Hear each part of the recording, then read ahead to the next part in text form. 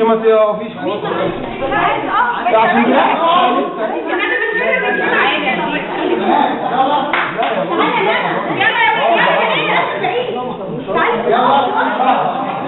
يلا 1 2 3 رامي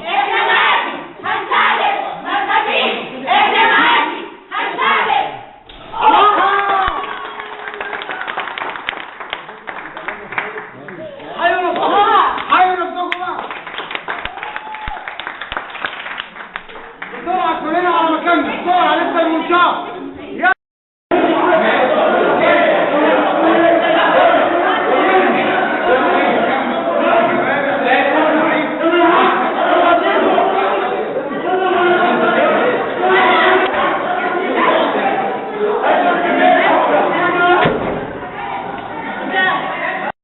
قولي لي ايه احساسك بعد التريننج ما خلص؟ ما تاخدنيش كده علشان لا هو كده. انا شخصيا من الناس اللي اتغيرت، واولوياتي كلها خلاص اتشقلبت ابسايد داون. مشاكلي اللي انا مش شايفاها كبيره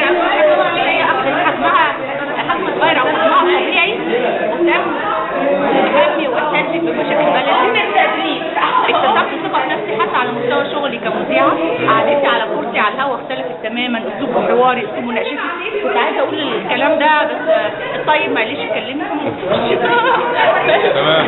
قول لي استفدت ايه من التريننج ده؟ ان انا عرفتك يا رجب في بعد كده. ربنا يخليك. تعالى عيسى قول لي استفدت ايه من التريننج ده؟ الناس دي كلها حبت بعض ومع بعض، ده اهم حاجة عندي. تمام. انت اول واخر يوم معانا يعني قولي لي استفدت ايه؟ المفروض اني كنت معاك. تعالي يا حاج، تعالي تعالي يا ملسان طويل. استفدت ايه من التريننج ده؟ انا كنت بغلس عليها بس خلاص كده بقت حبيبتي. ايوه ثواني، دي اختك؟ قولي لي استفدت ايه من التريننج؟ عشان كده مش بحب اتصور قوي، بس احسن حاجه استفدتها بصراحه انت كنت مساعد الكورس واطيب قلب شفته في حياتي بصراحه، وواحد كده على طول خالد ساره هو انت. وبصراحه انا مبسوطه ان انا عرفت الناس دي كلها، وتحس ان انا كده خدت هو ده الكنز اللي بدور عليه، بس مستنيه كنز الفلوس طبعا اكيد. استفدت ايه من التريننج ده؟ مش كده انا في واحد يا جماعه والله وانا مبسوطه ان انا عرفت الراجل ده. بس ما تقوليش راجل. استفدت ايه يا عز؟ قولي. استفدت كل حاجه حلوه. طب ممكن بس ناخد لحظه بس هنزلك يا رجب وانت بتسجل كده؟ ايوه قدام الناس دي كلها بقول لك انا عارفه.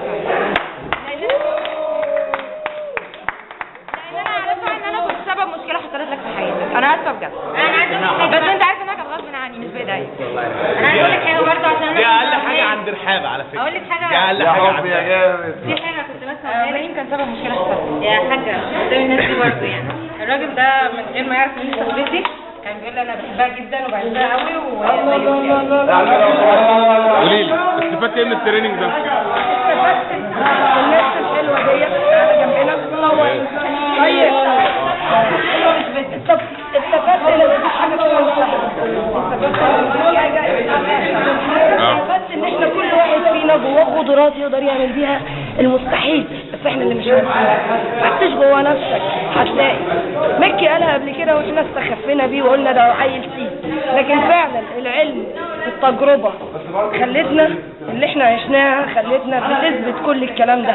فتش جوه نفسك هتلاقي احلامك في نفسك، وهتلاقي اللي تقدر تديه لكل اللي حواليك واكتر كمان. تمام.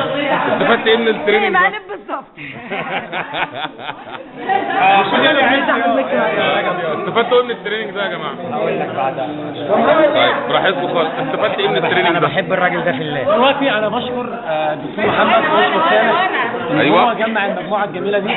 أيوة. ان شاء الله نبدا او نكمل ثورتنا ان يا شاء الله. رجب عايزين نصور كلنا صوره جماعيه. الراجل ده في اول يوم في التدريب كان ايه، كنا حابين بعضنا وبتاع وزي الفل.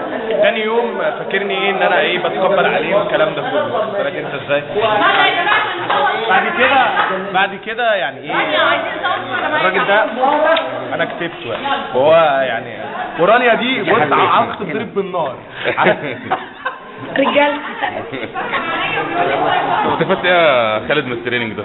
استفدت ان انا بتعامل مع الناس كويس واحب الناس كلها وما اخدهمش بنواياهم الوحشه او حاجه زي كده. الله عليك. واتعامل مع الناس حلو. تعالى عبده. انا بص، انا الحاجه الوحيده اللي خايف منها ان انا اطلع من التريننج ان انا ابقى رغايه جدا، عشان انا مش عارفه اتكلم وحاسه ان انا برغاوي قوي. فيا جماعه استحملوني. دي حقيقه. لا انت ممنوع من الكلام. استفدت. خلاص طلاب الثلاثة، الراجل ده قاعد يستفزني بس هو زي العسل وانا بحبه من كل جنس. يلا بحبه. قول لي يا عبد الرحمن استفدت ايه؟ استفدت ان في ناس لسه يا اخي يعني حتى في ناس كتير بتحب مصر وفي ناس لسه تعمل حاجة. والله العظيم ثلاثة لو الناس دي سنتها زي ما هي كده لمصر هتتغير بالناس دي وربنا يكرمنا. وانا حابب اشكر سامح جدا واشكر الطيب واشكر الناس اللي ساعدونا واشكر يمني واشكر رجب، وعايز اقول له بحبك قوي يا رجب وبحب مصر قوي وبحب كل الناس اللي هنا والعالم كله. اي حد هيشوف الفيديو ده انا لو مزعلك انا اسف. لا مش زعلان ولا حاجه حبيبي. استفدت ايه من التريننج ده يا حاجه؟ بونسوار يا جماعه. بونسوار. ازيك؟ تريبيا. استفدت ايه بقى؟ استفدت ايه؟ حبيتكم قوي كلكم. ايه؟ حبيتكم جدا كلكم. الله استفدت ان انا ما اقفش عند اي حاجه الله واكمل يخليك. مشواري وبس. عايزه ايه تاني؟ تمام. عايزه ايه تاني؟ يلا نتجه الى الاسفل.